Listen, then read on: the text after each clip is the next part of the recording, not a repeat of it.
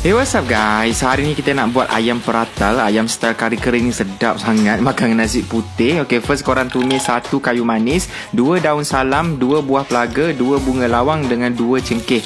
And then masukkan 2 biji bawang merah yang dah potong nipis. Tumis sekejap. Lepas tu masukkan 5 cili kering dengan 3 tangkai daun kari. Wangi dia memang semerbak ya. Lepas tu korang tumbuk 4 ulas bawang putih dengan halia sebesar ibu jari. Lepas tu masukkan tomato. And then korang tumis sampailah tomato tu lerai. Lepas tu masuk setengah sudu makan serbuk kunyit, setengah sudu serbuk cili, setengah sudu serbuk ketumbar dengan setengah sudu serbuk jinta manis. Tumis-tumis lagi, lepas tu baru masukkan ayam and then gaul sampailah sebati, and then baru masukkan garam. Okay, lepas tu korang letakkan air, tapi jangan banyak sangat air sebab kita nak keringkan balik nanti. And then tutup, bagi ayam tu masak, lepas tu buka. Lepas tu dah cantik air dah masak kan, tapi sabar, sambung masak lagi. Okay, tunggu sampai kuah tu kering and then warna dia dah jadi gelap sikit.